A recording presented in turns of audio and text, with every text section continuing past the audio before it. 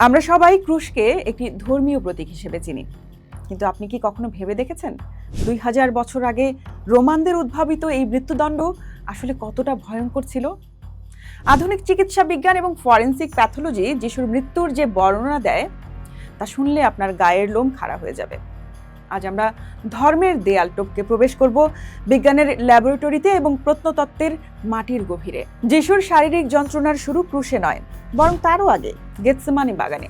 বাইবেলে বলা হয়েছে যিশুর ঘাম রক্তের মতো ঝরছিল। চিকিৎসা বিজ্ঞানে একে বলা হয় হেমাটোহাইড্রোসিস। চরম মানসিক চাপে শরীরের কৈশিক নালীগুলো ফেটে গেলে ঘামের সঙ্গে রক্ত বের হয়। এরপর রোমান সৈন্যদের সেই চাবুক বা ফ্ল্যাগ্রাম, যার মাথায় লাগানো হাড় বা লোহার টুকরো যিশুর পিঠের চামড়াকে ছিন্ন ভিন্ন করে দিয়েছিল। ক্রুশ বহন করার আগেই যিশু চলে গিয়েছিলেন হাইপোভোলেমিক শকে। ক্রুশবিদ্ধ অবস্থায় মানুষ কিভাবে মারা যায়?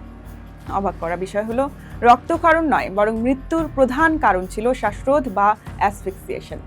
2 হাত প্রসারিত করে ঝুলিয়ে রাখার ফলে ফুসফুস থেকে বাতাস বের করা প্রায় অসম্ভব হয়ে পড়ত।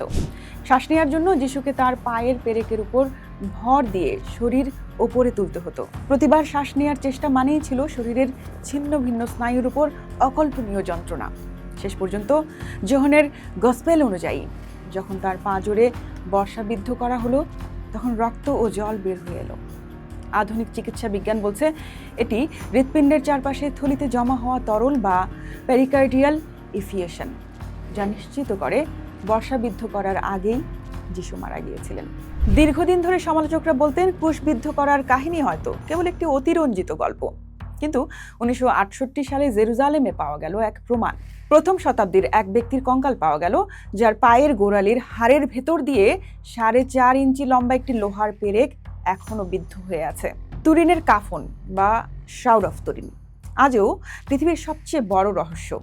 এই লিনেন কাপড়ে লেগে থাকা প্রতিচ্ছবি কি আসলেই যিশুর? 2024 থেকে 25 সালের সাম্প্রতিক গবেষণা বলছে 1989 সালের কার্বন ডেটিং হয়তো ভুল ছিল। অন্যদিকে রোমের দেয়ালে আঁকা সেই প্রাচীন আলেকজামেনোস গ্রাফিটো দেখায় কিভাবে রোমানরা এক গাধার মাথা বিশিষ্ট ক্রুশবিদ্ধ মূর্তিকে উপাসনা করার জন্য খ্রিস্টানদের উপহাস করত। এই উপহাসই প্রমাণ দেয় যে ক্রুশবিদ্ধকরণ তখন কতটা বাস্তব এবং ঘৃণ্য ছিল। বিজ্ঞান এবং প্রত্নতত্ত্ব যিশুর মৃত্যুকে কেবল একটি বিশ্বাসের বিষয় নয়, বরং একটি সুপ্রতিষ্ঠিত ঐতিহাসিক বাস্তবতায় রূপান্তর করেছে। কিন্তু গল্পের শেষ এখানেই নয়। রোমান সৈন্যদের পাহারা দেয়া সেই সমাধি কেন খালি হয়ে গিয়েছিল? আগামীকাল আমরা উন্মোচন করব সেই রহস্য। এটি কি অলৌকিক পুনরুত্থান, নাকি ইতিহাসের সবচেয়ে বড় ষড়যন্ত্র? বিজ্ঞান এবং প্রত্নতত্ত্ব যিশুর মৃত্যুকে কেবল একটি বিশ্বাসের বিষয় নয়, বরং একটি সুপ্রতিষ্ঠিত ঐতিহাসিক বাস্তবতায় রূপান্তর করেছে। কিন্তু গল্পের শেষ এখানেই নয়। রোমান সৈন্যদের পাহারা দেয়া সেই সমাধি কেন খালি হয়ে গিয়েছিল? এরপরে আমরা উন্মোচন করব সেই রহস্য। এটি কি অলৌকিক পুনরুত্থান, নাকি ইতিহাসের সবচেয়ে বড় ষড়যন্ত্র?